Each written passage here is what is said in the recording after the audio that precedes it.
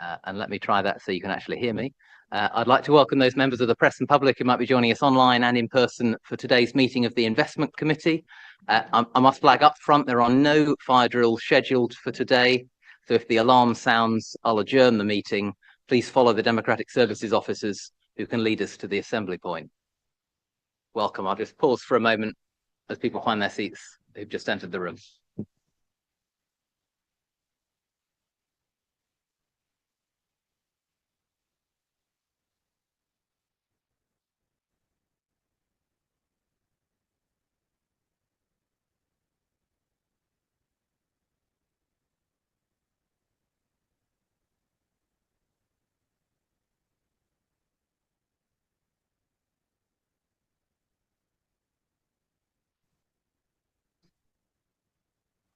Brilliant. Thank you for those who've just joined us as well. We were literally just kicking off purely in housekeeping, on which note, a reminder to all of us present that this public session of the meeting will be live streamed and a recording will be placed on the Combined Authorities website. And can I please remind those present to turn phones to silent while the meeting's taking place. Just to lead on announcements, as you may have picked up if you're on the ball this afternoon, I'm not your Mayor, Nick Johnson. Nick has offered apologies today. He's not able to attend. So I'm Sam Wakeford from Huntingdonshire. I'm deputising for him in his role as chair of this committee, though, of course, the Deputy Mayor, Anna Smith, is here on his behalf. We've got a fairly full house today, but could I just turn to the Governance Manager to run through any apologies?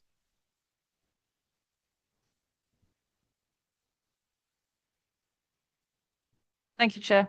We've obviously got apologies today from the Mayor, so we have Councillor Anna Smith as the Statutory Deputy Mayor who's substituting for him. We've had apologies from Councillor Alan Sharp, so we have Councillor... Oh, you're here. Apologies, Councillor Alan Sharp is here.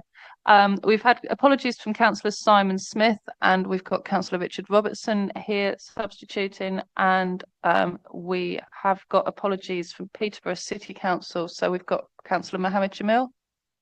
Thank you very much. Please do.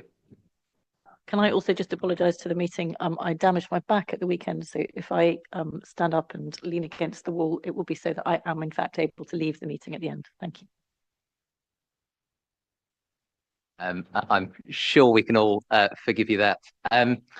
So thank you those who've joined us, and including substitute members. Does any member wish to declare a disclosable pecuniary interest or non-statutory disclosable interest in any item being considered today? Councillor Robertson.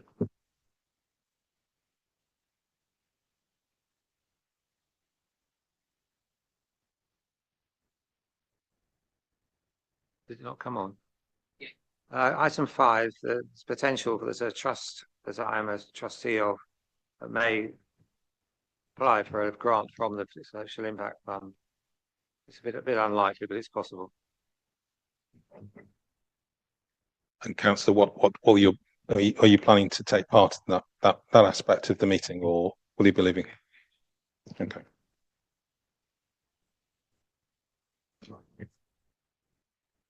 Thank you. Any other declarations? Councillor Sharp. Thank you, Chair.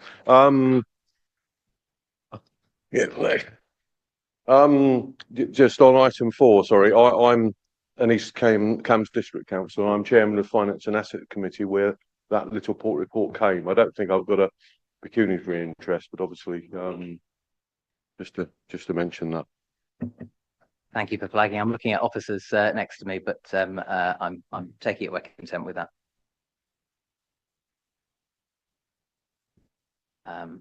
Fantastic. In which case, can we turn to the minutes, please? So we're on item 3, the minutes and the action log. Are members content to approve the minutes from the 21st of October as an accurate record and to note the action log? Brilliant. I see no objections, so we'll take the minutes as approved. and the action log as noted. So on to item 4 then, the investment concept papers. Domenico Cirillo, the PMO program lead, will introduce this report. So Domenico, please do join us. And I gather you may have Steve Clark, Senior Responsible Officer for the Local Growth Fund, in attendance as well. So if I may, I'll hand to the two of you to take us through the report. Thank you, Chair. I'll do a quick intro. Do you want to do a quick intro? I'll do a quick intro. So, get it right. So this particular paper seeks to bring forward a project which is in essence a change request. The Market Towns programme, which has been running across the 11 market towns of Cambridgeshire, each put forward projects. Littleport put forward a project at East Base North, which is now not going forwards. So this paper brings forward a alternative project to spend that funding as part of the Market Towns programme. It's a community and business facility joint as part of a new development in Littleport. The funding allows for expansion of what would be a standard community centre to provide a multifunctional space that supports community business and other aspects, training and other facilities. The actual funding of 927,000 would be used to increase the size of the project so that the building can be built as a 2-storey instead of a single storey. So the total project cost would be 2,244,000, with the 927 that was earmarked for East Base being redirected towards this project. I'll let Dom add to that as a Thank you, Steve. detail. And just to set a little bit more about the context. So we worked with East Cams colleagues to close the previous project, the expansion of the East Base Business Centre. We explored alternative options from a programme perspective in terms of recycling that funds towards other alternative projects. We've gone through a options review in terms of what's available to kind of redirect the funds to. East Cams decided through their own governance processes that they were keen to put this one forward for consideration for the combined authority funds.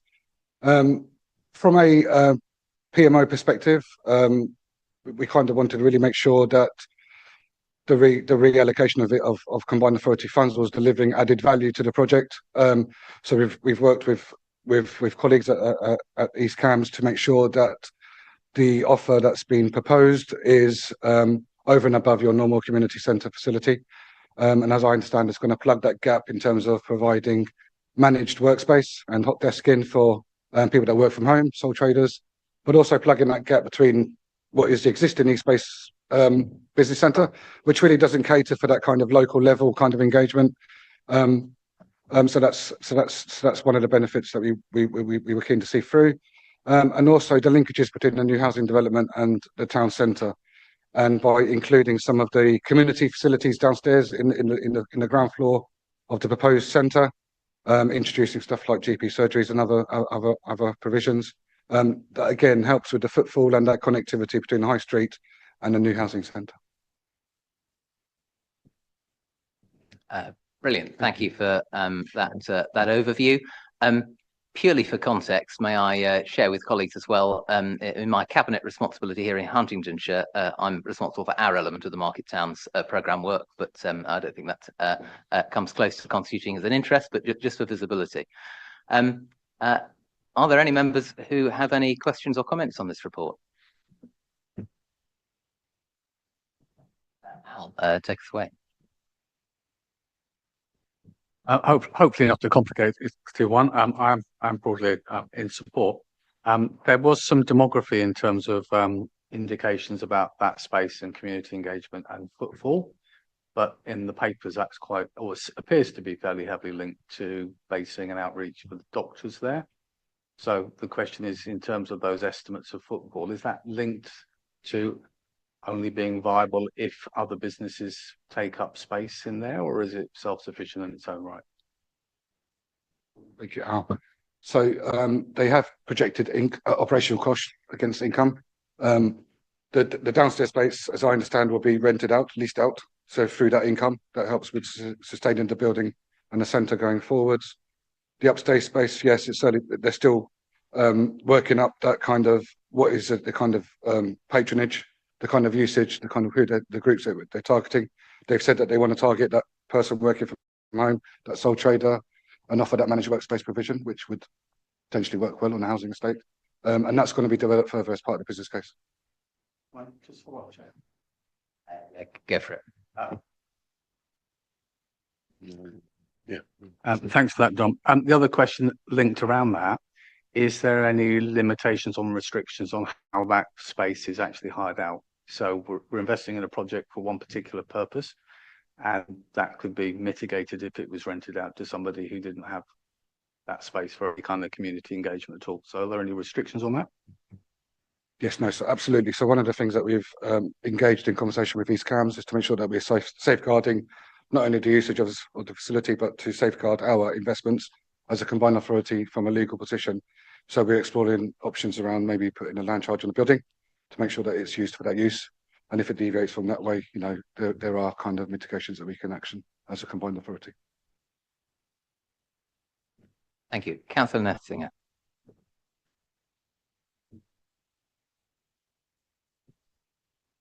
Thank you. So I've got some questions about this, and I'm hoping that you'll be able to answer them and then everything will be fine. So first of all, my understanding is that this is a project that came in relatively short space of time because another project wasn't going to work out. That means that there is actually relatively little detail or information that we have for this project. So my questions really are, I mean, it's nearly £1 million. It's a lot of money to be putting aside for a project where actually the detail on it is quite thin. How many? I recognise that this was a project. So the original bid was for Littleport.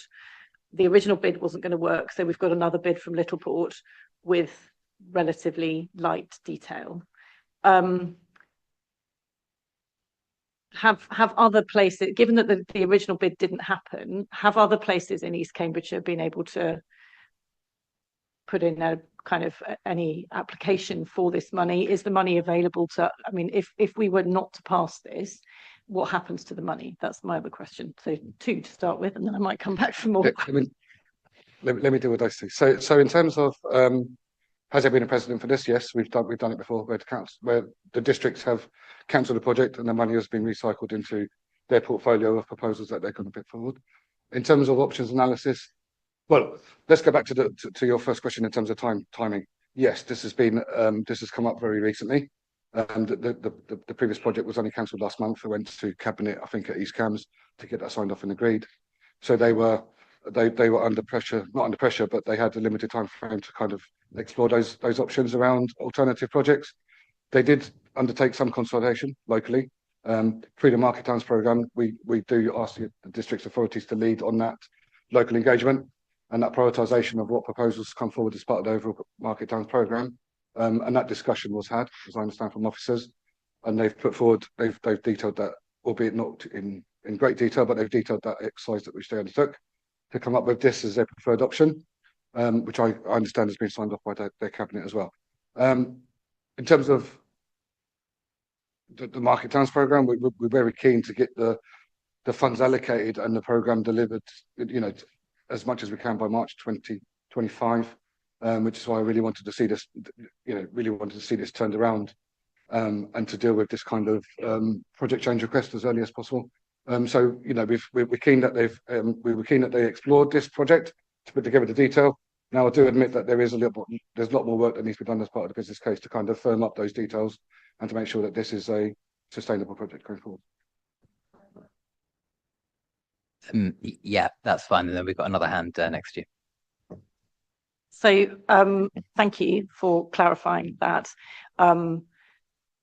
If we don't agree this today because we feel there is a need for more information and for more, I mean, to work up a project that's going to cost this authority £1 million in a month is quite an ask.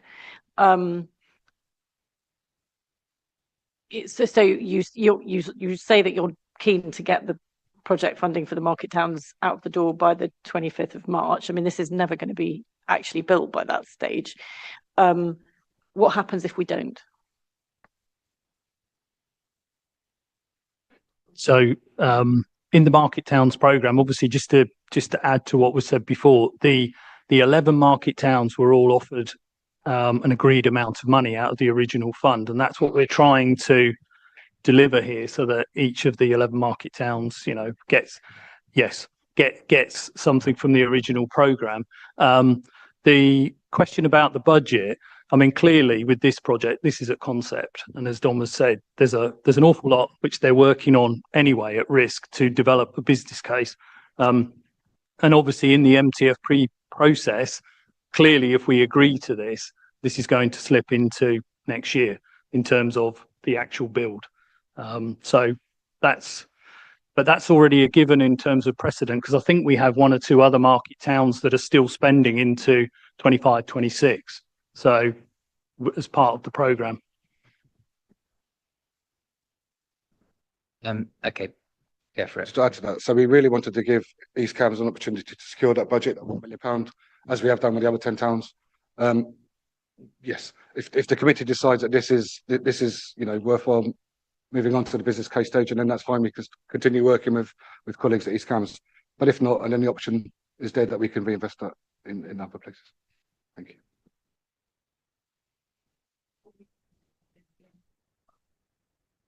Thank you. Just to recap for members, so we're not required, if I understand correctly, to make a decision. This is in front of us for noting, but obviously we can provide a recommendation to the board should we wish to, just in terms of the formal status of this paper. Got a hand from Councillor Robertson first, and then further up the table. I'm interested to learn a little bit more about the way you treat this sort of investment. If the project, if it's built and the project then collapses, has the combined authority got any recovery process in mind, either a formal one in terms of security charge on the property, or perhaps some sort of less legal process? I just clearly with funding almost half the cost of the building, it's very pertinent to me.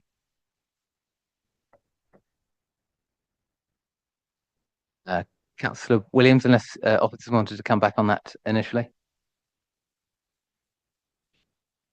Yeah, so we'll not only through the legal position, but we're also going to have a grant funding agreement in place to secure, you know, to make sure that the funding is being used for the purposes that's agreed by the board. No, I didn't really get all your question. I didn't really get all your question because I couldn't really hear. Catch all I said. No. If the project was built and then opened and then it actually collapsed, didn't happen, would the building then just be owned by the council, or would the combined authority have any recovery of the nearly half the cost that we put in? I would imagine that the first call on charge would be the combined authority's funding, considering the other funds that go in the project are Section 106, so they're already allocated to that project. So the investment that would be covered will be the combined authority investment going into the project. Thanks, Dominica. Can I just bring officers at the top of the table as well, please? Yeah, I'm happy to pick that up.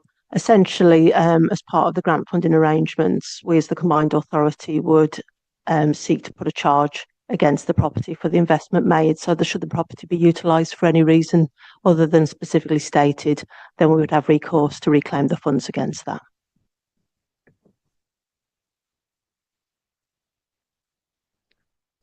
Fantastic. John, did you have a question still?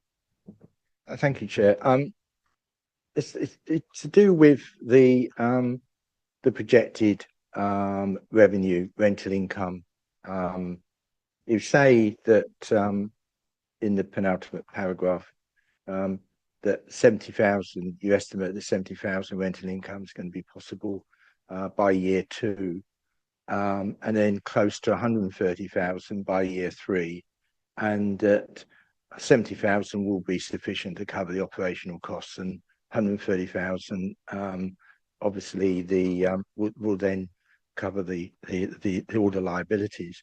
But then above that, you talk about the footfall, and then you talk about if you had the GP surgery, and it's not clear what the GP surgery will actually do with this building. 2,000 people a month to generate £130,000 of income. It doesn't to me to suggest to me is a viable outcome. And I think Councillor Essing has said, this has obviously been put together very quickly in order to give us an alternative to the original proposal. But I would prefer to see a bit more meat on the bone when it comes to the financial projections and actual income, and what that income is going to come from, because we all understand the situation with GP surgeries and the financial difficulties that they are in, and whether or not, and I suspect the use of this by the local GP surgery is probably dependent on them receiving grants from the NHS to carry out various things. So it's by no means certain, I think, that the GPs will be in a position to actually hire the building.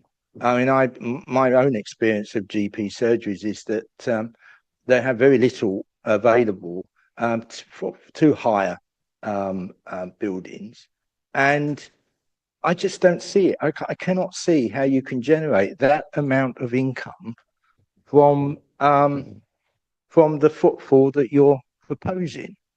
So I mean, I'm not saying I against this, but I'd just like to have seen some more financial information available to us.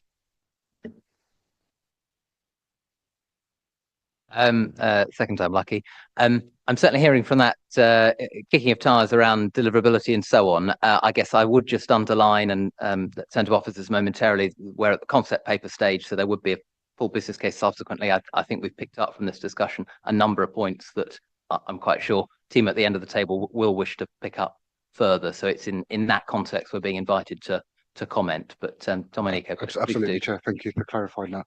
And just to kind of clear as well that these projections are very much projections at this stage.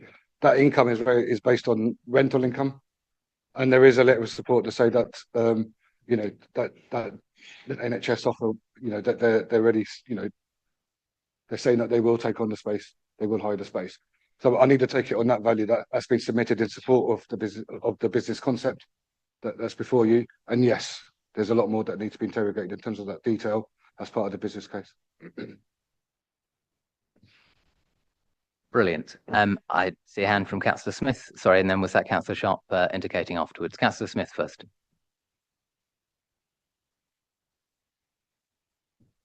Thank you. So I had some points that have been covered off, so I won't repeat them, but just wanted to push a little bit harder on a couple of things. So the consultation, I appreciate it's been an incredibly short amount of time that the councillors had here. So I do ask this very much in that context. But do I assume, and sorry, there's a list of them, Domenico, do I assume that there hasn't at this point been a kind of more classic public consultation going out to the community, asking them what they would like to see that would be additional on this community space? Because if not, I wonder if that's something that we might recommend will be very useful as this project continues. I'd be keen to understand, I think there's S106 for the rest of it. So this is an additional amount of money. This is not, this money will then offset the S106, which will go somewhere else. Because if that was the case, I think we'd want to know what the somewhere else was. It's interesting. One of the questions I had was looking at this GP letter. So I think you've answered it when you said they've said definitely they would take this up, because what it says here is they would be interested in being part of the discussion, which is a slightly different thing. So what what I think would be interesting to know whether they really would be keen on taking this up, and maybe Councillor Sharp is able to help us with that. There was also a question around, I know skills and training was mentioned, and I raised this with yourself before the meeting as well. Clearly, we'd want to ensure this is properly joined up with our skills work, so that we don't simply have something that's being thought about over here while we've got Codsbert work going on over there. So it's a plea really to be, how does this fit into that skills work, and can we be joined up? And I think it would be potentially a really helpful recommendation to say, if there was a intention to enter into a partnership agreement with a provider, for example, that the combined authority as a potentially key funder on this could be kept in those discussions. Sorry, quite a lot there. No, thank you, Anna. So on the first point, yes, I agree that we should make sure that firm offer of taking up space is confirmed as much as possible as part of the business case, or confirmed full stop as part of the business case stage. So I agree that one totally. On the second point around the linkages, again agree on that one, and there's something that I've suggested to council colleagues, district colleagues, that they should explore those linkages. The whole purpose of us supporting this project is that additional space upstairs to make it a two-storey building, and it's that additional space which is going to be used for that community outreach. So I'll be very keen for them to explore those linkages. Absolutely. There isn't really, as I understand, there isn't really that great deal of space from which they can deliver that kind of outreach provision in Littleport. There is space in East Space, but it's very limited in terms of what that can be used for. So, but yes, that needs to be drawn out as part of the business case. And the third point, and the consultation, definitely, absolutely. Yes, they have done consultation. They had, as part of the master planning process, there was a number of projects which they could have put forward as part of that first round that they bid for, but they decided to kind of put all their money into East Space, the near full £1 million allocation. So they did have a list of projects which were coming out of that process, which they've done, that engagement and that kind of wider town team consultation, which they've done. But I totally agree that that needs to be firmed up. Thank you. Thank you. And would I be content to assume, Councillor Smith, the reference to recommendation there was, will you be happy with that having been heard informally and noted and minuted? That wasn't a formal. It wasn't a proposal of an amendment to the paper. That was simply, can we note that? Yes, correct. Fantastic. We've got nearly a full house on this one. I've got Councillor Sharp and then Councillor Jamil indicating to speak. So briefly, if we can manage, given volume on the agenda, but this is clearly important. Councillor Sharp. I can't add, unfortunately, answer Councillor Smith's question, Anna Smith's question, in terms of the GP surgery.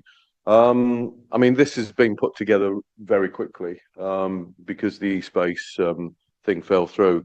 I mean, Littleport is a really big, it's right at the other end of the district from where I actually am, but it's a very fast growing town. And I think this is seen as an opportunity to get some badly needed community space within the town, as well as getting some business use, and obviously the GP surgery, which we've seen from the letter.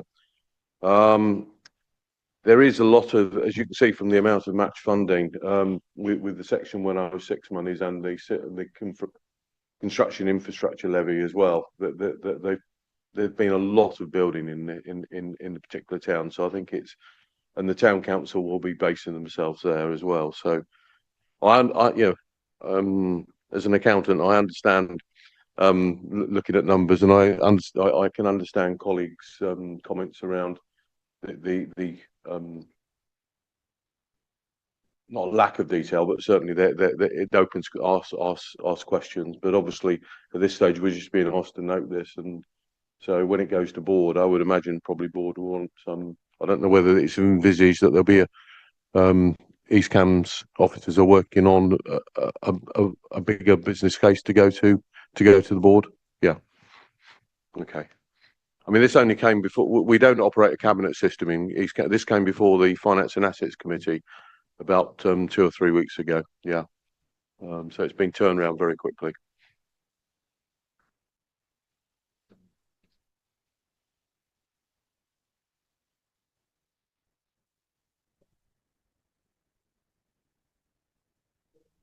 Yeah.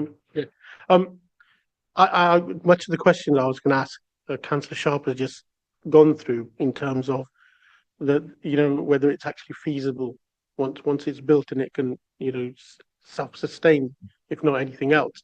Can you give us an idea of? I understand that we're still at concept, an idea of timeline as to where we go and how long before we can see more meat on the bone. Because I think that seems to be what everyone really seems to be alluding to today.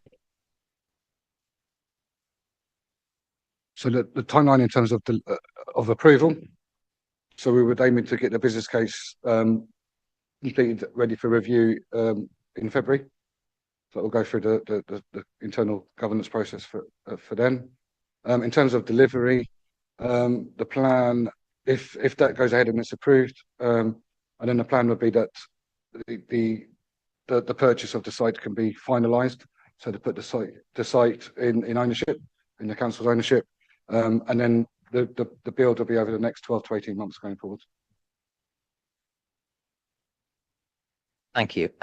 I don't think there are any hands that I've missed. We've given this one a good airing. I think my feeling from the discussion that we've had is that there are clearly some points around deliverability of this, around the timescale, the business case, questions around community engagement, questions around skills linkages and so on. Officers next to me are furiously noting some key points. If members are content, I think we can share those points. Clearly, they've been heard by the officers already today. Share those points with board and to be considered as part of the development of the full business case.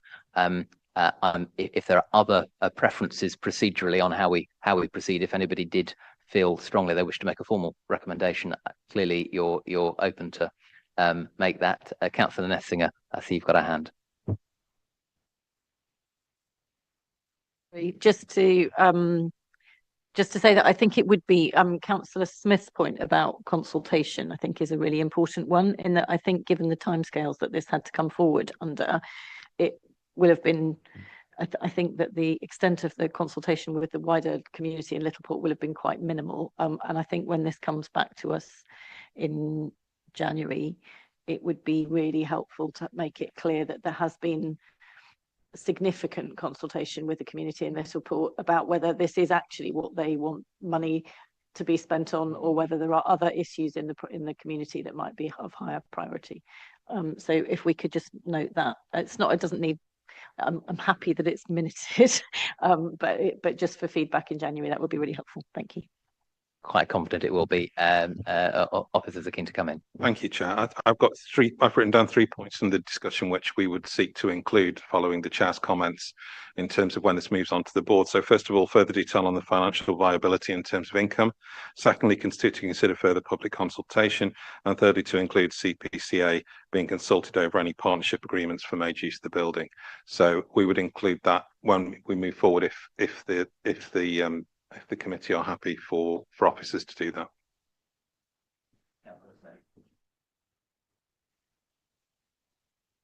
Forgive me, because this might be covered in what you've said in terms of the broad headings, but would that include, I think a few people raised that question around usage about what would happen, for example, if an agreement fell through and there was a need to, the building had to be sold, for example, and how we would recoup investment at that point. I don't know if that's included, but a few people raised that. Sorry, Chair, if I may. I think officers have heard that, and the report authors have heard that. So perhaps we can expand a little on that when the report goes to board, just to confirm those details of how we'd register a charge and what the terms under the grant agreement would be as well. If that's satisfactory for you. I think part of that is giving visibility to what would be picked up as part of normal processes anyway, rather than any new decision that needed to be acted on.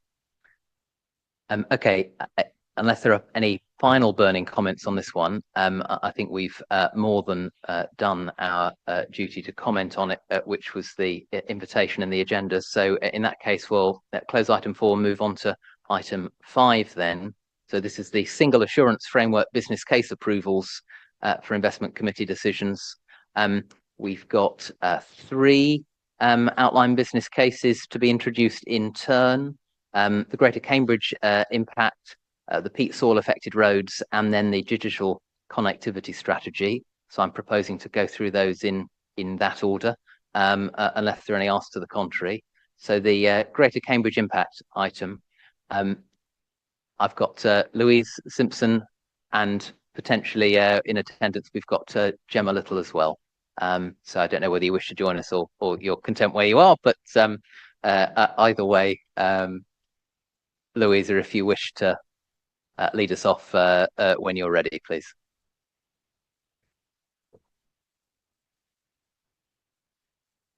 Thank you very much for joining us, and sorry for putting you on the spot. Good afternoon, thank you, Chair.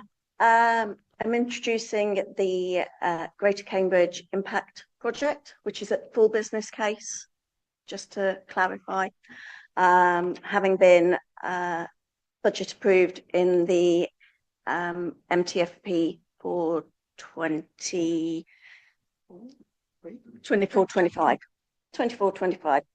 Full business case outlines how a £1 million equity investment into Greater Cambridge Impact would help leverage further investment from private and philanthropic funds to create a £10 million 10-year proof of concept impact investment vehicle to address systematic inequalities, enable good growth across the Cambridgeshire and Peterborough area, leveraging the Cambridge brand. Sounds like Dragon's Den. The business case also shows how the CPCA's £1 million investment in this £10 million impact fund vehicle in turn helps unlock further and much more significant rounds of investment via the Cambridge Pledge. The CPCA's support at this stage is critical to help ensure this much more significant pot of funding is deployed across the CPCA area. Cambridge City Council has committed £1 million investment and incubated the project by supporting extensive feasibility work and providing seed funding. The CPCA investment will match this and help to accelerate the first close. The Greater Cambridge Impact will invest patient capital into impactful and scalable partnerships across the voluntary, community and social enterprises and public sector that enable the most disadvantaged in our communities more equitable access to economic opportunities created by growth. The investments will provide a measurable social benefit or return on investment alongside a modest financial return for investors. And as an equity investor, the CPCA's interests would be managed by a senior officer who would be appointed as a board member of GCI. It is not possible to specify exactly what investments will be made because legally this must be a decision of the GCI board. However, to help illustrate the types of impact and benefit that could be created, 2 investment scenarios in the pipeline are co-locating services, for example, citizens advice, GPs, employability support, baby banks, relationship support with social supermarket and a community cafe. This would be staffed by key workers, building relationships with participants, and helping them to prioritise and access support. The approach understands that people experiencing food poverty are A, likely to experience multiple other complex challenges, and B, either avoid interacting with statutory services or struggle to navigate them. It also addresses loneliness. It is underpinned by joined up caseworking by the services represented or otherwise interested. Second scenario would be buying property and offering affordable leases to a VCSE organisation to allow children's homes to be delivered in the CPCA area, which achieve better outcomes for public investment than are currently being offered by the provider market. The report also outlines the progress that has been made in terms of securing investment for the GCI's first round of investments starting in 2025, and shows the vital role that the CPCA would play in securing the full £10 million. This investment is complementary to our existing Social Impact Investment Fund, as it will provide potential routes for the CVSEs we invest in to secure capital to scale and to create deeper direct place-based impact. We also have the Development Board Chair, Anthony Ross, Sarah Allen and Gemma here with me today to answer any questions you may have. Thank you very much. My apologies, colleagues. Thank you very much. Then we're particularly well supported on this one. I don't know whether anyone else therefore wish to join the table as well, or happy on the side. Either way, can I invite members to raise any questions or comments, please, on this item?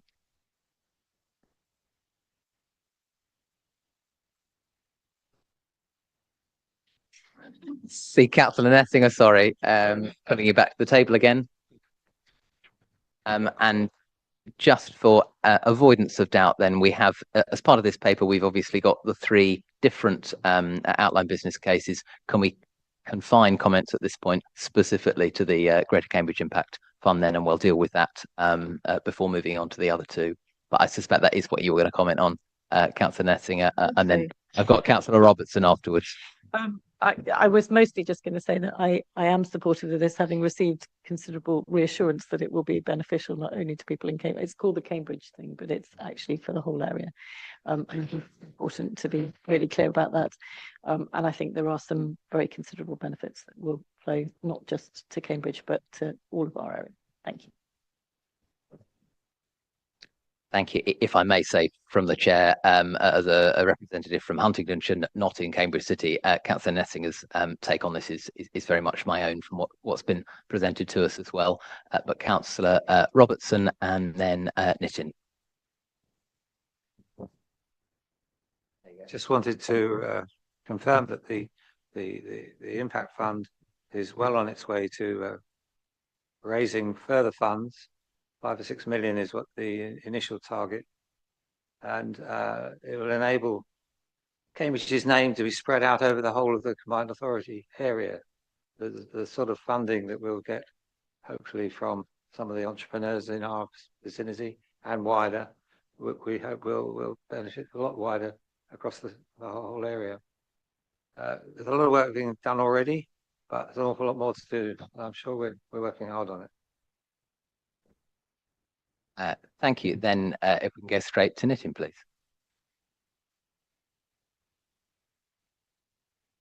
So I spent quite a lot of time talking to you on the phone on this. My biggest challenge is actually how we get it across the area. And the second thing is quite a complex vehicle and actually making it all work without spending a lot of overhead, and how you sort of manage that. Because in terms of having done this a little bit in the growth works, that was quite challenging, that a big amount of the initial investment actually went on paying salaries, and that's fine and needs to be done. When you think about ordinary people's money and the sizes of some of that, it's quite hard. So I suppose the challenge is really to keep that open and visible, to make sure that people see the impact as a result of that investment and wider. And I think calling it Cambridge is fine as a brand. Letting people know it's available across the area is a challenge, because there's a lot of things called Cambridge doesn't get as far. And I suppose that's really my thoughts on the discussion we had. Gemma, I think.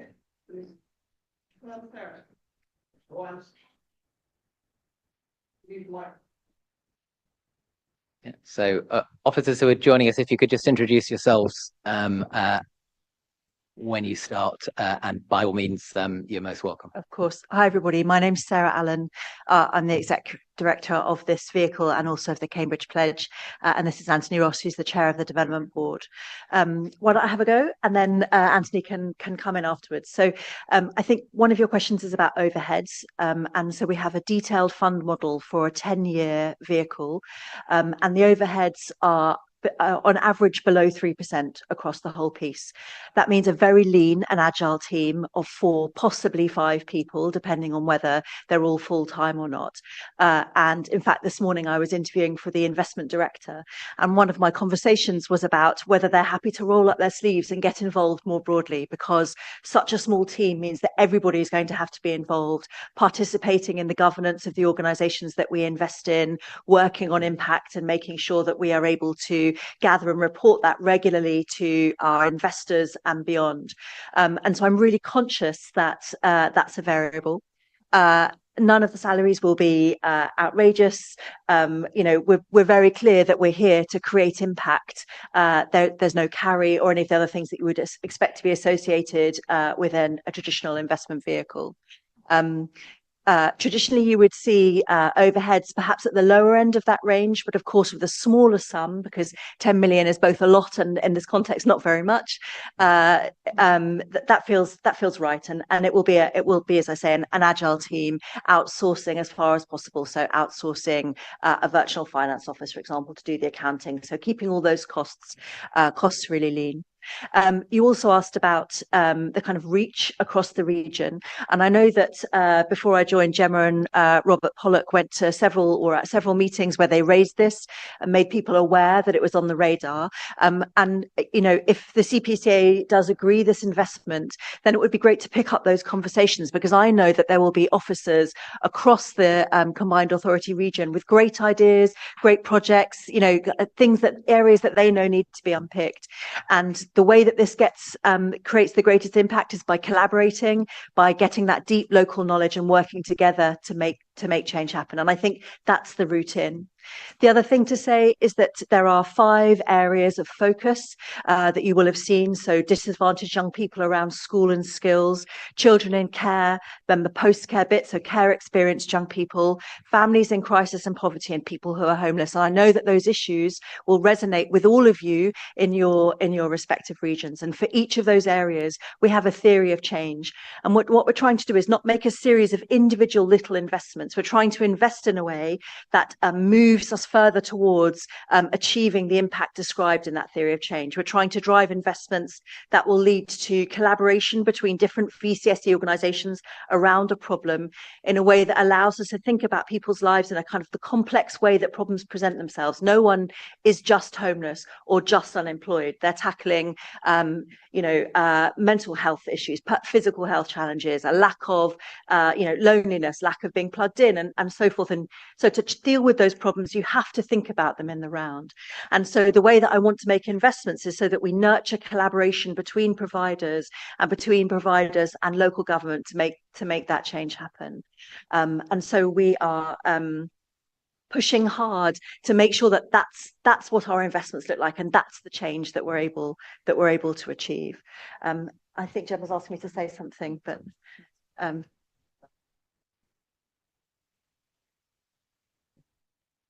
Thank you. Do come in, because this, appreciate we're dwelling on this, but I'm imagining this is going to anticipate a number of other points. So I think it is helpful, but briefly, if possible, and then I've got a hand from Al as well. But please do come in first. Yeah, very quickly, 2 comments on the sort of size and scale. You read in the paper we've gone down a very simple regulatory route in order to minimise costs, which is one of the key issues on funds of this size. And the other I think is important is that we're looking to back a few larger impactful projects which themselves could spread and expand across the whole region. Children in care, for example, will be an area example. So I'd definitely not restricted to the Cambridge area. But that model of a few larger projects also makes it more manageable in terms of the size of the team.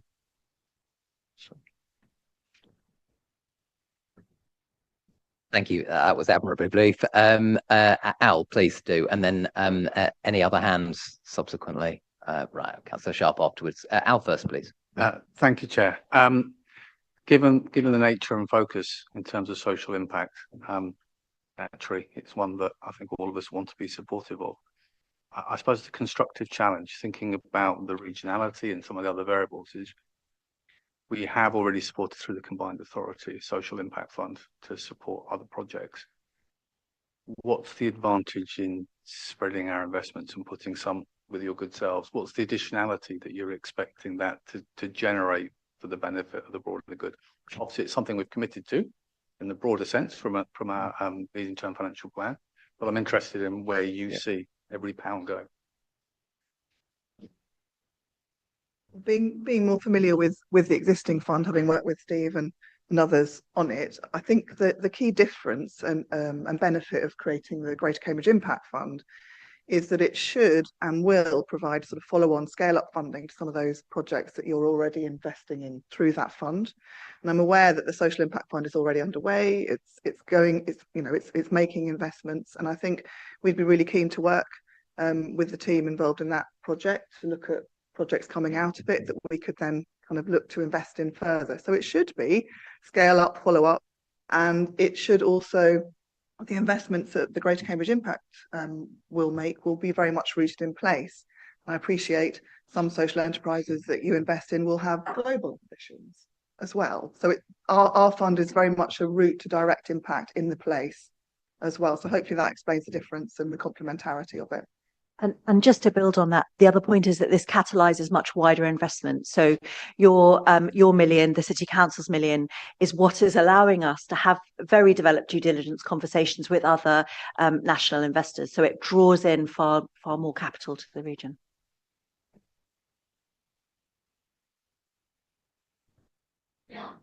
Thank you. Sorry, if you could turn your microphone off. So the light turns off.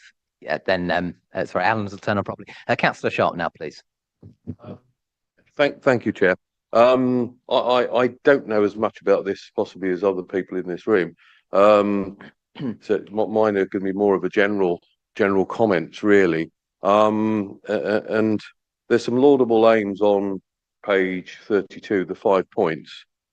But as somebody who feels we've already got too much governance, too much interference, I'm just trying to sense out where it links in, because it mentions about children's homes and children care, which obviously the county council is responsible at the moment.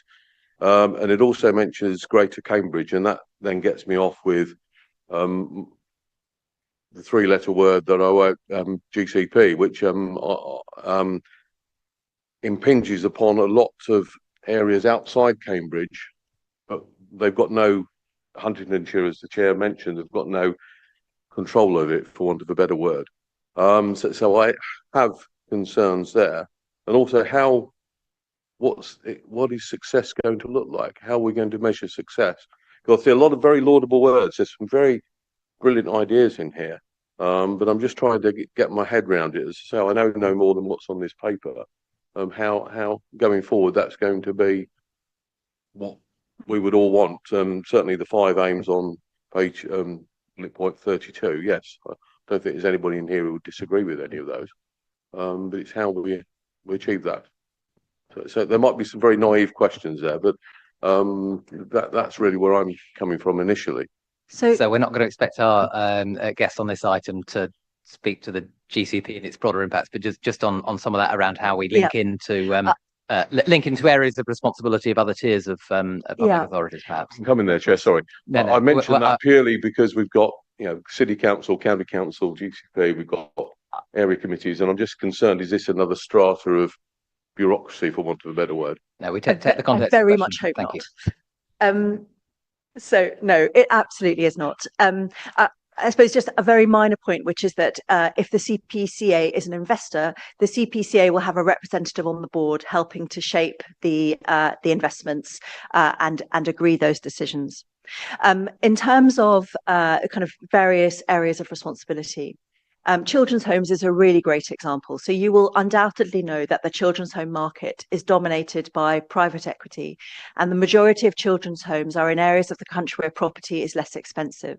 As a consequence, that means that there are very few children's homes within the CPCA region, and that means that more than half of our young people, our most vulnerable young people, are miles and miles away, and that matters because they are far away from their family, far away from where their identity is, and it means that they're not able to form stable, healthy relationships that will see them forward into adulthood.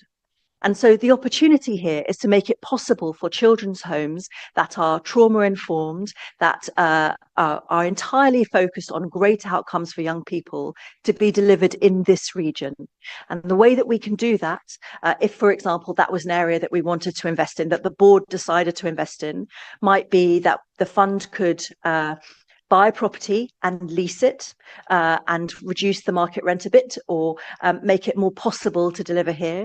It might be that we could lend money to a community interest company, for example, or a social enterprise to deliver here, so we can get them up and running. And the reason that that's important is because starting children's homes is very expensive. You have to staff them, kit them out, and have them up and running before they can be registered by Ofsted. So what's on the table here isn't supplanting things that are already happening. It's making it possible for best practice to be delivered within the region for our most vulnerable young people, as an example.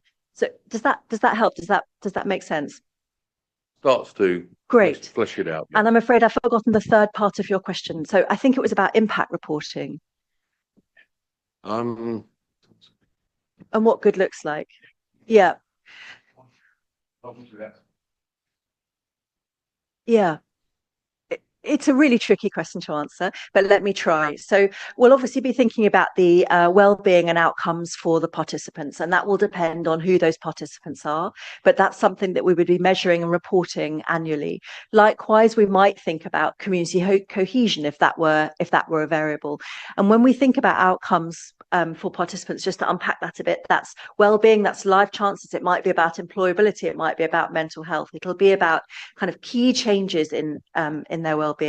It might be that we see cost savings to local government. It's not a guarantee, but we might see that. And I suppose for me, the final bit of the jigsaw is that we see things working better. We see collaboration between providers.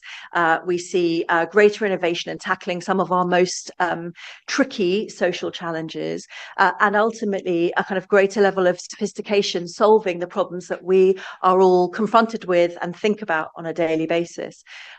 But the point about this is it's a long-term patient capital, because that kind of change doesn't happen in a year or 3 years. It takes real time. And so although we'll be reporting on impact annually and talking about the change that we're seeing, we're expecting to see this happen over a longer period, but we're giving the space and time for that change to happen. Thank you, Councillor Smith. And then hopefully we'll be in a position to wrap up on this item, as I don't see any other hands. Thank you. Thank you. So one of the benefits of putting your hand up later is that most of your questions have been asked already, so I won't repeat anything. My understanding, just reflecting on a couple of things that have been said, if that's okay, is my understanding of this fund is very much that it's complementary, not competition, to the Combined Authorities fund, that they would work together rather than looking for that same space, which I think is really important. And if it's all right with you, Chair, I think one of the things I might say in response to something that's said earlier is that I assume one of the benefits of us investing as a combined authority in this project is precisely that it does give us that leverage as a combined authority to be very clear that this fund is used consistently across the region, so that investment choice gives us a level of control there, and I think that's quite important. But I just wondered, because it's a phrase that can be read in different ways. You referred quite early on to that phrase, leveraging the Cambridge brand, and that might lead members to assume that it is very much all about Cambridge, whereas you've been seeking to reassure us that no, it isn't. So could you please explain a bit more about what you mean by leveraging the Cambridge brand in this context? Reasonably briefly, if you could possibly manage. Thank you so much. I apologise.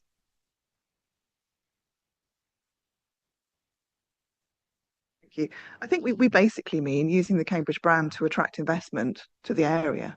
So the kind of institutional investors that we're talking to are very much convinced by the fact that there is the Cambridge Pledge backing this, and they can see a route to significant capital that will make it as a self-sustaining and growing fund.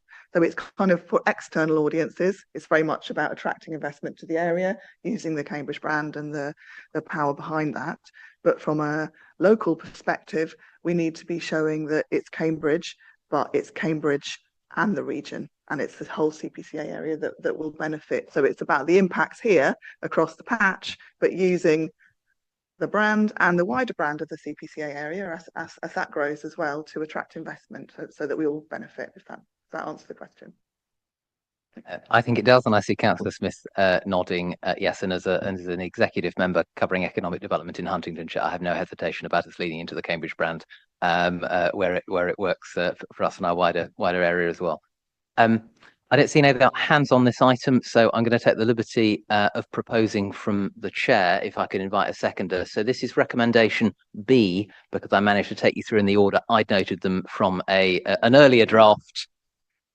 An earlier draft of the agenda on which I made my notes. My apologies, colleagues, also to officers for A who may have been taken aback. We haven't forgotten to pick up the Pete item. So I'm proposing recommendation B. So this is to approve the full business case and funding of £1 million revenue set aside from within, I think, the Combined Authorities MTFP to deliver the Cambridge Impact Investment Fund project. Do I have a seconder? Councillor Williams, thank you. Can I have votes in favour from voting members, please? I count 1, 2, 3, 4, 5, 6. I'll vote at 7 as well. I think that's unanimous then. Thank you very much, those of you who've joined us. If we could swap then, and I invite officers expecting, forgive me, recommendation A.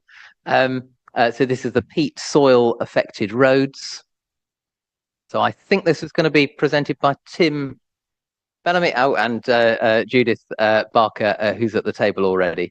So if you'd like to take us through this when you're ready, please.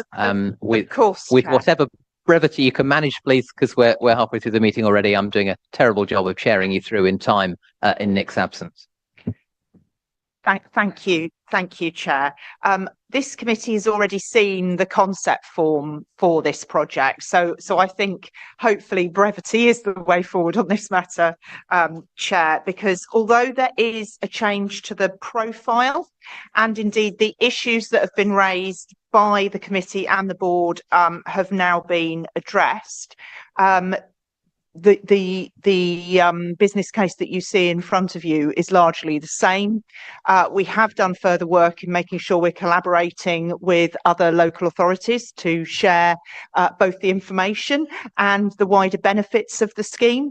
And you will see that in terms of the timeline for the funding, that we are now aware that because the bulk of the actual capital investment will be early in, probably from April 2026, the profile of the spend is slightly different, although the total remains the same.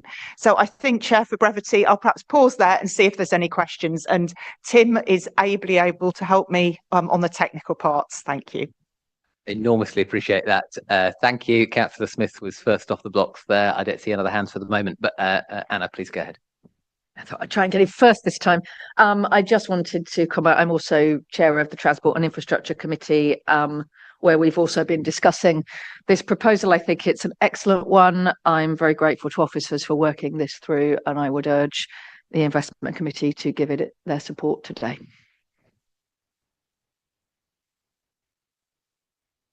And Al, please. Thank you.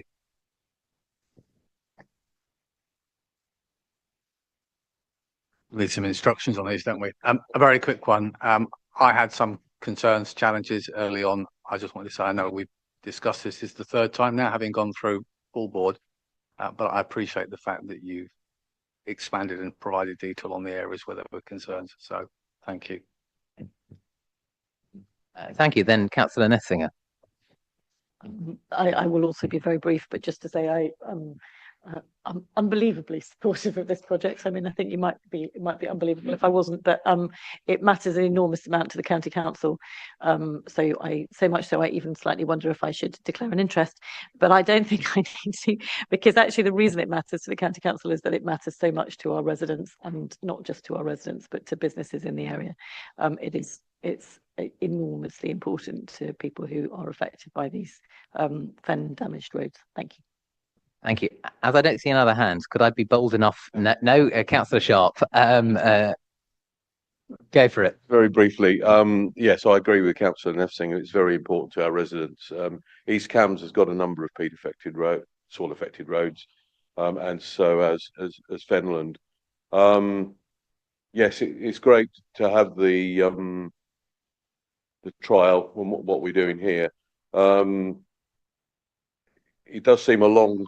The only question I would have for Tim or Judith is, it does seem a long lead-in time that we're not going to get spades in the ground till April 2026. But apart from that, perhaps that's me just wanting things done very quickly. But because sadly we are having to spend a lot of money, I'm sure Councillor Neffsing is aware, on sort of just repairing some of the soil affected roads just to keep them to a level where they're actually drivable and I was going to say not totally safe, but certainly safe enough for them to be driven along. But it's a massive issue for a lot of residents and not just in Cambridgeshire, but in Lincolnshire and Norfolk.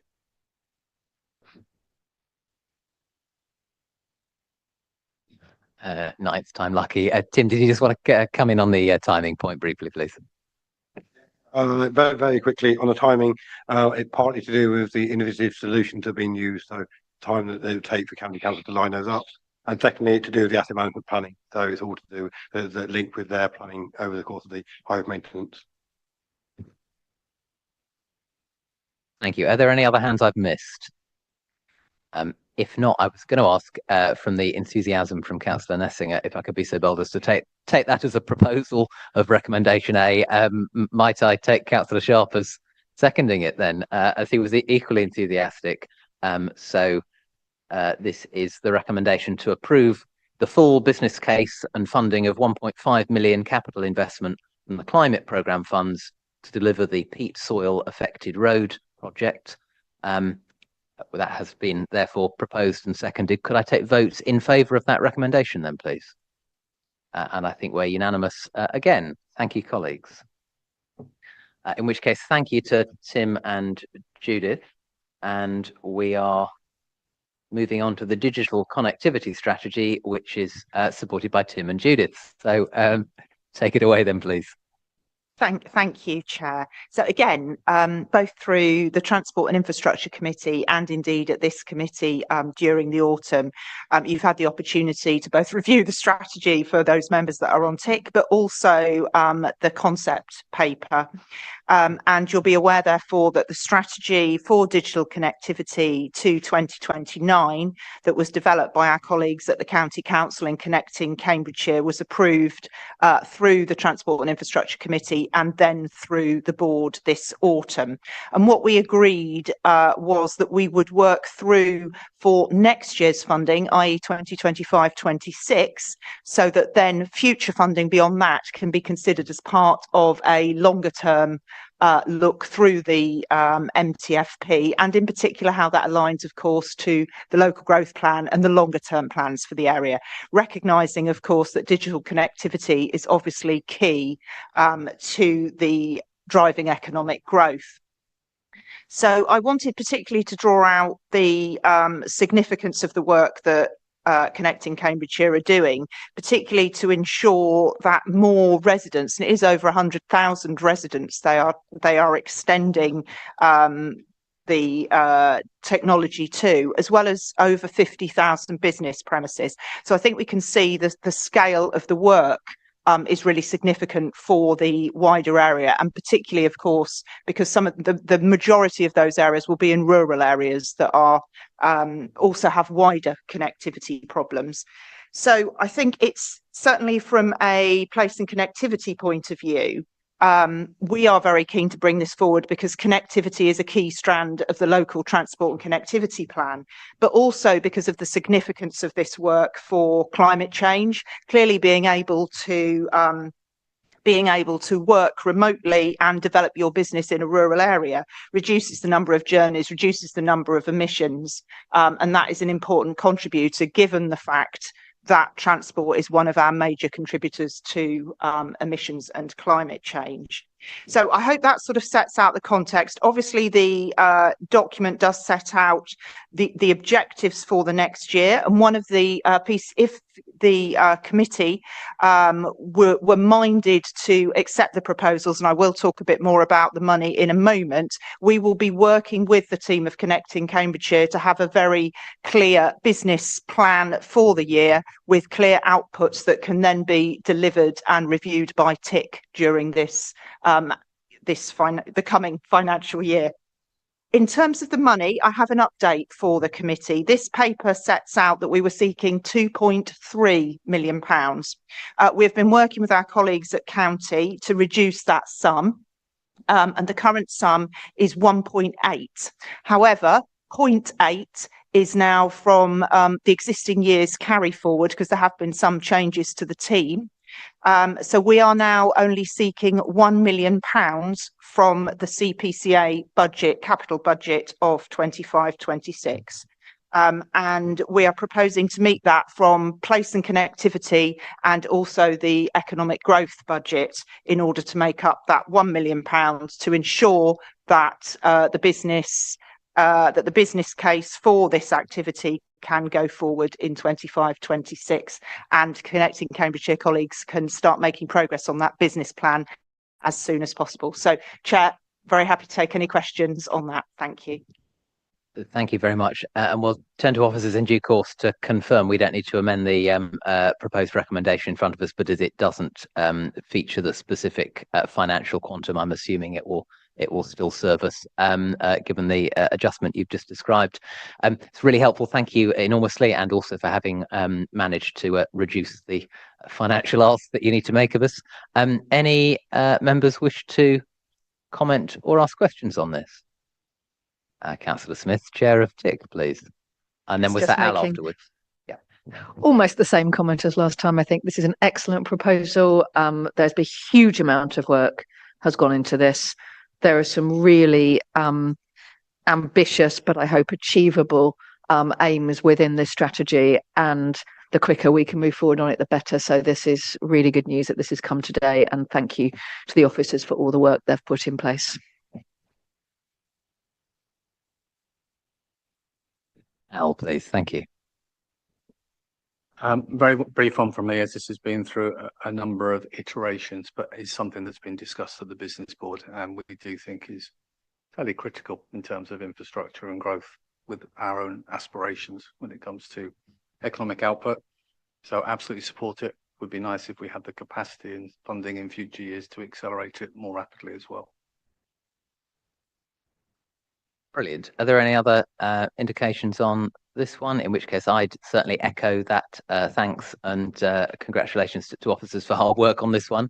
I will propose it from the chair, unless anybody is itching to do so then.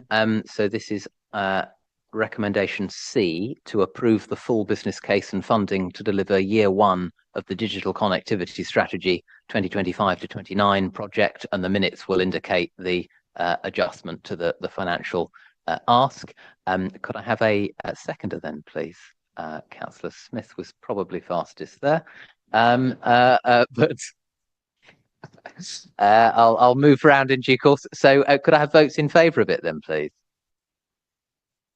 4, 5, and that's unanimous as well. So that carries. Thank you enormously, and I think you are now leaving us, at least temporarily, are you, Judith and Tim?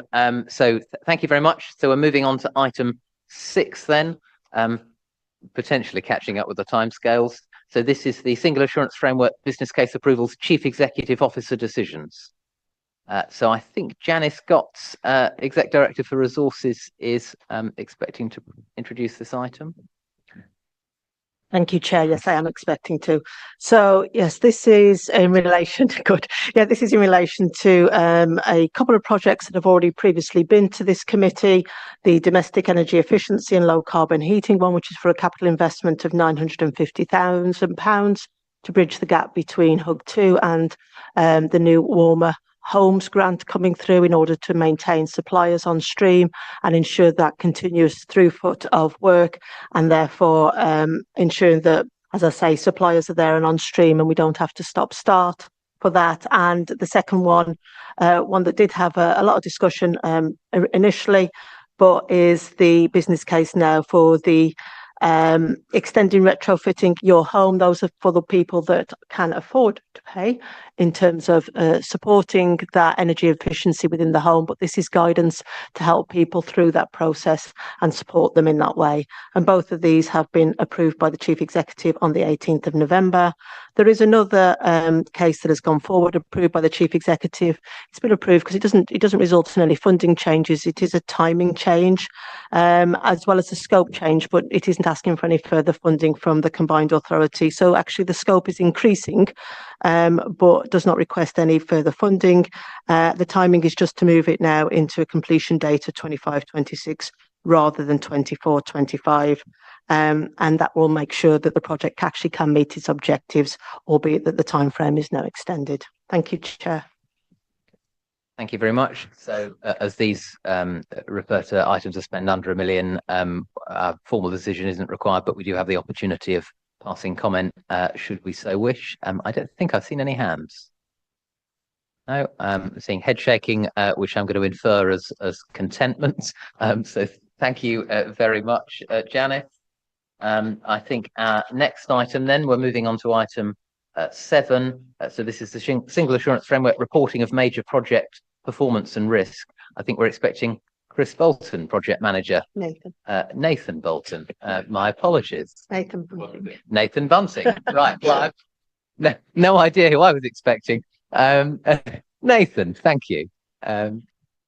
Lead us through when you're ready, please.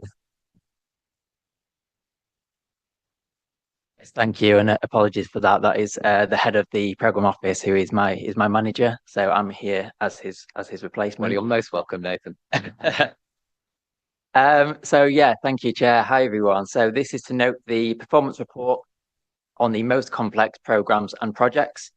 So programmes and projects are classed as most complex when it's considered most significant in terms of value, strategic fit, and where there would be significant impact if there was failure to deliver. So in total, there are 6 major projects listed in this report. Of these, 3 are rated green and on target, where there's a high level of confidence in successful delivery. So these are University of Peterborough, Adult Education Provision, and Market Towns Master Plans. 2 are rated as amber, where without action, successful delivery may be adversely impacted. These are Peterborough Station Quarter and Bus Reform Programme.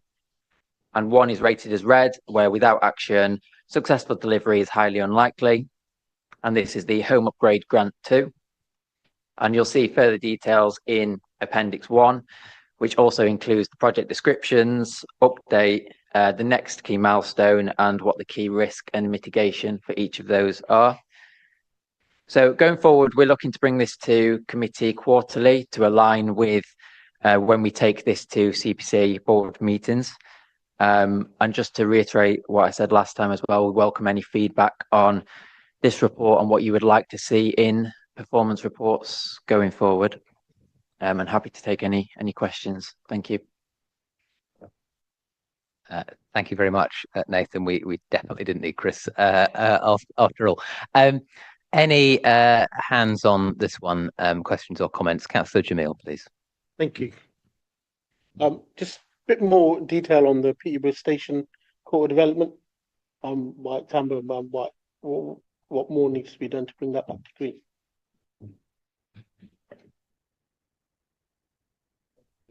Please, as you're ready. Yes. So the amber status of the project recognises the huge amount of funding and the work that there is to defray that funding. It would be extremely unusual for a capital project of that size to be anything other than amber, because there will always be clearly a lot of work to be done to mitigate those risks.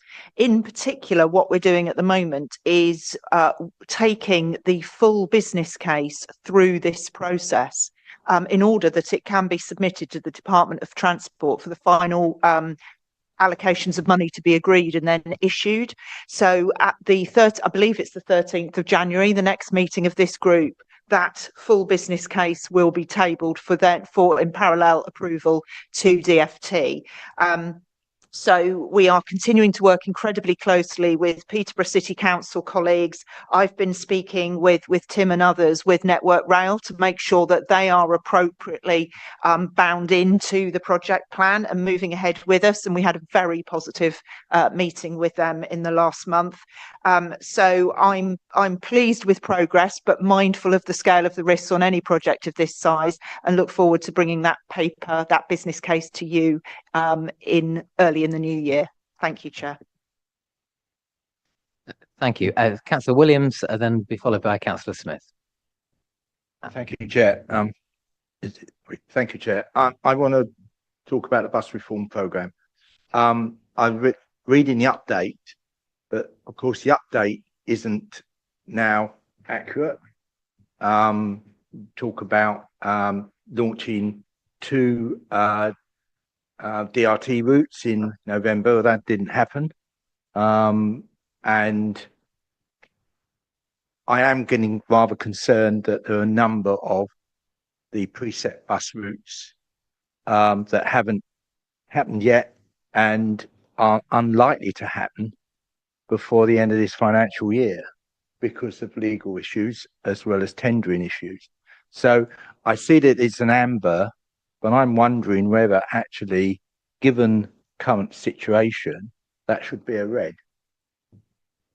So officers will be mindful of requirements around confidentiality and what might need to be picked up in exempt session and not. But insofar as you're able to respond in a public meeting, Judith, please do come back on that.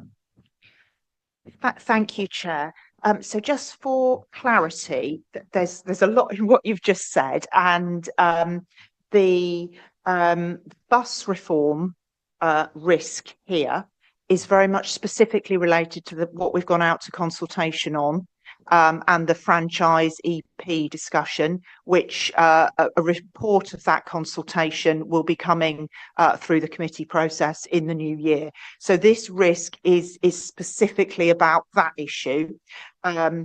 You obviously, so I would agree with you, however, that the mitigations in here don't specifically relate to that. There is clearly a definition issue, which possibly Nathan and I will need to take offline in terms of how the wording has been done. So you obviously raised the issue about the preset routes, and it is the case that we are working through some additional legal clarifications, and that work is ongoing. And because of the sensitivities of procurement, unfortunately, I can't say very much more than that.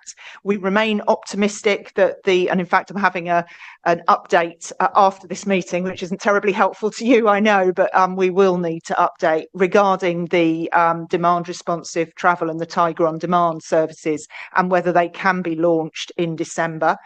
You are right that the West Huntingdonshire DRT went live on the 30th of November, and the other ones have been delayed. But unfortunately, all of this is relating to legal clarifications and therefore unfortunate delays, and we will update you as soon as we can. Thank you.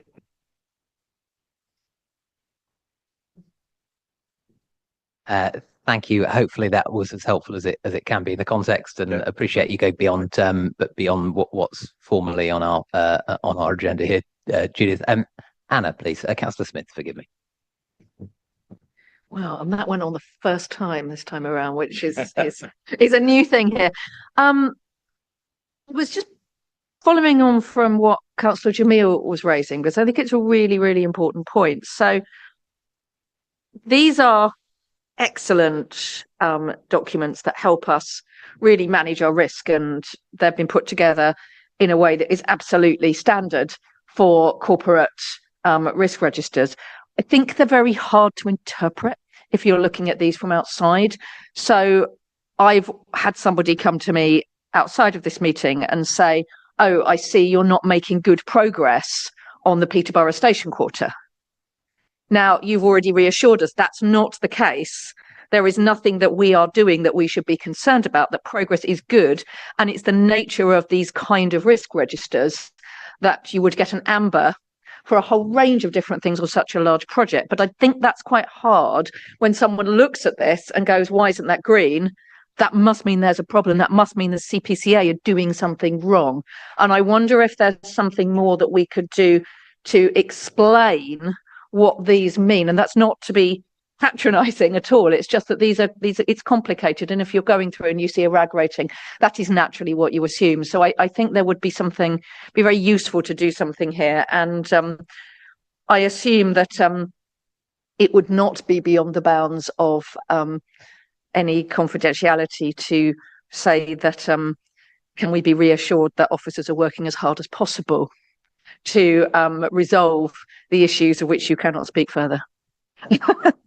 I can absolutely confirm that I am working as hard as I possibly can on that matter. Thank you. Did you want to speak at all, Judith, on the broader point around RAG ratings being for sort of project governance rather than indication of anything that's not green, meaning a problem? Sorry, Yes. it is a broader point than just the paper before us. Yes, Nathan and I have a regular monthly meeting to review the risks, and I think it would be very helpful to include as part of that meeting how, when we're outside of our looking at it on a screen, what it looks like publicly and how we think about that in committee papers. So we will pick that up at our next one-to-one, because I'm absolutely aware that when you just see a colour, it's very narrow and we need to think about how that's interpreted. So we will pick that up at our next one-to-one, which I think is coming up later this week. Thank you. Councillor Smith is keen to come back briefly, and then I've got Nitin and Lucy afterwards. Thank you. I wonder if this might actually fit into the work that we're doing in the Transport and Infrastructure Committee around reporting back on projects that we're doing separately to this, because it strikes me that what might be useful is to have something that refers, when we're presented with this, that parallel to that is some kind of rating on our assessment of our progress and a reassurance that something is making good progress, even if there is a risk which is inherent in a large project. Seeing nodding from around the table, that sounds helpful. Nitin next, please. I'm going to talk about another project rather than that one. So we finished on that? Were any other contributions on? No, then please go ahead. Okay. The one that's showing red. What are we going to do about that? Because that is red quite often in terms of the retrofits. Yes. Yeah. Red for years. Yes. Okay. So let me be brief. So this is the Home Upgrade Grant 2, which is being delivered by the Net Zero Hub, which we are the accountable body for. This is not about delivery in Cambridgeshire and Peterborough. This is about the delivery by the Net Zero Hub outside of the Cambridgeshire and Peterborough area. Delivery of this HUG2 money is nationally very difficult. And that is because it is commonly seen anyway that the terms of the funding are incredibly difficult and challenging. There is extremely high dropout rates. So if you have 100 people in your hopper ready to go into the scheme, generally only 10 of them actually get through the scheme, because so many drop out because of the various stages or the lack of eligibility at the 11th hour. And therefore, the success rate of the scheme is poor. And that's been the experience of the Net Zero Hub, who actually deliver this scheme over many local authorities across the South East. Now, in Cambridgeshire and Peterborough, they have had a higher level of success, but actually the Greater South East Net Zero Hub delivery is pretty typical of the country as a whole, including the West Midlands and Manchester. So what are we going to do about it? Which is obviously the question that you made. Actually, this funding is coming to an end at the end of March. So in fact, by the 31st of January, all of the money that we have has to be delivered. So what we're doing is having a change process at the moment, which I actually signed off last week, to achieve a reduced target. So the target here is 1643. The reduced target agreed with DESNZ verbally is 925. So we are now having a reduced level that we have to meet by that time, and we are on track to achieve that. There are other lessons that have been learned. For instance, the next grant scheme that Janice alluded to earlier, the Warmer Homes local grant, the terms are very similar. and the decision was taken by the Environment and Sustainable Communities Committee to reconsider that and do a risk assessment. And in fact, the board in November decided that we shouldn't apply for that grant because of those terms. So we are not, therefore, we are learning from the process. We're trying to make sure that we, only take sensible risks. And I think we considered that the risk on applying for another grant similar to this what was beyond our risk appetite. So we haven't done that. So hopefully that reassures you in terms of that. But obviously happy to take any further questions. Thank you. I've got Lucy, Councillor Nessinger, forgive me, followed by Councillor Robertson. Thank you. So my question is kind of coming at the same issue that we had with the station quarter, but from the opposite direction, which is the Towns Fund, which is flagged green, but where we've already had quite a lot of discussions about things that are slipping in it. And I think really, again, it's about, it would probably be helpful to have a little bit more detail in the papers that are attached for this committee, rather than having to go hunting miles. I mean, I have tried to look this up, and actually it's quite difficult to find out where you can find out what the list of Towns Fund things are and which ones are on track. So all you see is the ones that are not on track, and therefore you think, why is this green? Because actually there's that list of ones that are not on track. So really, I think it's just a request to try and have a little bit more detail in the thing to explain why, in spite of the fact that we're behind schedule and we've got 3 targets there, which are 3 projects there which are definitely not on track, given particularly one of which we've just been discussing. The overall plan is, and I kind of get that, but I'm not 100% sure what all the Towns Fund projects are and which ones are complete, etc. It'd be useful to be able to see that. That's all. Yeah, no, thank you for that, and thank you for all of your feedback. What we hold as a programme management office is a single project register, which details every single project across Cambridge and Peterborough Common Authority that we deliver and give funding to. So we do have information and data on every single project, wider than just these 6-7 projects. So these were identified as the most complex projects that we were offering as a minimum amount of data to give to you and update you on. If there are other projects or programs beyond these 6 or 7 that you do want data on, we can supply that either through email, or we could bring other information to these meetings going forward. So we could give you more information on the Towns Fund and how delivery is going on that fund or any other project or program that we deliver, if that would help at all. Thank you. Actually, I would quite like to just have an update on the Towns Fund, because there is a lot of it. But I'm not suggesting we have that for every iteration of this. I just think that I know that these are on this list as complex projects, and there are lots of, partly the reason we're discussing them is because there are lots of different elements of them. I think it would be helpful to have maybe at some point we should have a bit more of a discussion about how we indicate which bits of the thing are on track and which bits aren't, and therefore why a project is flagged green rather than orange. But anyway, thank you. That's all. Thank you, Richard. My question more to do with the specifics of this project. This is presumably all to do with retrofitting, insulation, and improving the energy efficiency of homes. My experience is that quite a lot of the problem is that there are not enough skilled contractors able to do the jobs. I'd be quite interested to know if that is the case, why some of these have been not going ahead, or whether it's because people can't decide they can't afford their contribution. I think a bit more understanding of exactly why the target figures has not been achieved would be helpful, because whatever scheme comes up from the government, it's going to need those people to be able to do the work.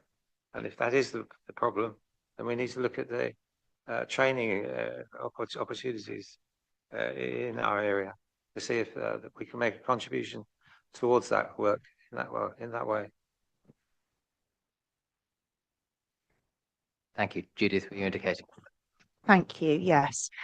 Initially in the delivery of HUG2, the supply chain did take some time to get established. That isn't the issue now. We now have a well-developed supply chain. The primary issues are that through the nature of the scheme that the government have put forward through HUG2, the previous government, is that's only eligible to people who are off gas, which immediately reduces the pool of people. There are caps on the amount of investment in one house, and that does mean sometimes that a cheaper investment that you might need, if you can't invest in that until you've got the more expensive, say, cavity wall or another piece of infrastructure, and then that means the investment's over the cap, and then the people decide not to go for it.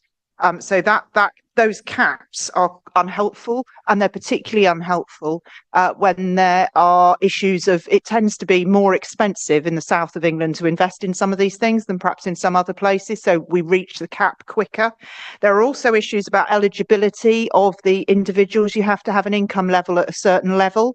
That is a barrier to people, but it's also a barrier to people not wanting to give that data to people, so they actually don't go forward because they basically think it's a scam, and they don't want to supply that kind of data because obviously people are concerned. So I'd say it's really complicated as to why the barriers are, and it hasn't existed. And unfortunately, some of those barriers remain in the new grant that the new government's putting forward.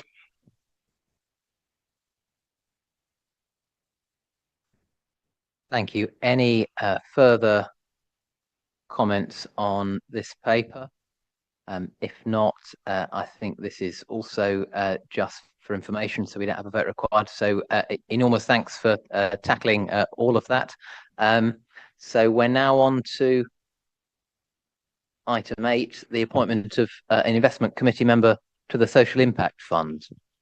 Now, before we get on to the actual purpose of nomination of a member, could I just invite that we be taken through the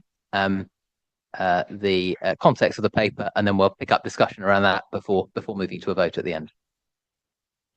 Yeah, thank you. I'll keep it very brief. We launched in September a new social investment fund, which is being managed by Alia Impact Limited. As part of the governance for that project, it was agreed that there would be a panel created which consisted of a representative from the investment committee.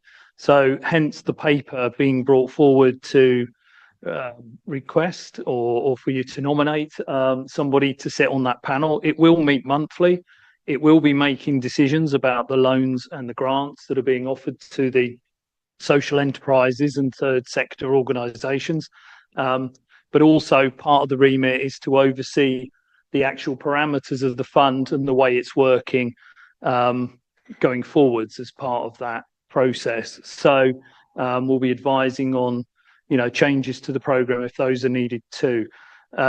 So that's the sort of simple background. Hopefully someone's willing to nominate themselves to come forward and sit on the panel. The fallback position covered in the paper is that if nobody is nominated or volunteers, then we will put forward a senior officer as our CPCA rep on the panel. Thank you. So we may have multiple expressions of interest. That's how thrilling it is. But just before we get on to those, any questions or comments around the wider paper, the purpose of this?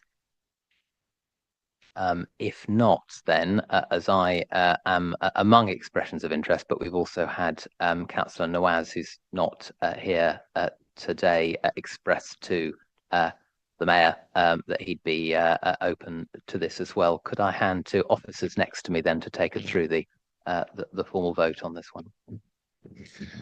Thank you, Chair. The rule is that when the Chair is in the room, the Chair must chair, but I think in the circumstances, as the Chair is happy to ask me to conduct the vote on his behalf, I will do so with your permission, Chair. Can I ask if there are any nominations for this position as set out in the report?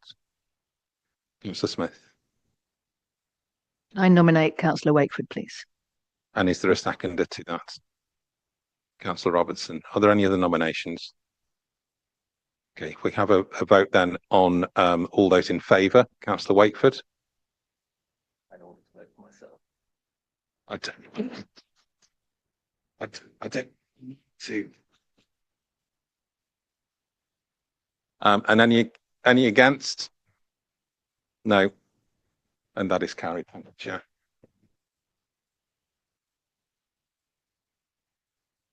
Thank you. That was smoother than it might have been then. Thank you. I couldn't very well have blocked that if I'd wanted to. In which case, I think we are on the penultimate item of the agenda. Then we're moving on to the work programme. Item 9.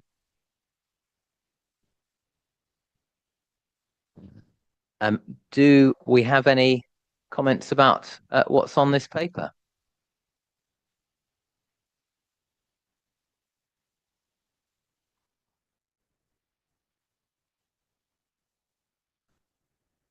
If not, it certainly may not be many pages in length, but fairly full in items. It's in the work that it outlines. But Lucy, go for it. Extremely apologetic about speaking on this item. At this committee, there have been a number of occasions on which we have discussed how items from this committee flow through into decision-making items and into the board. And I think that there was a sense that the committee was kind of finding its feet and finding its way around.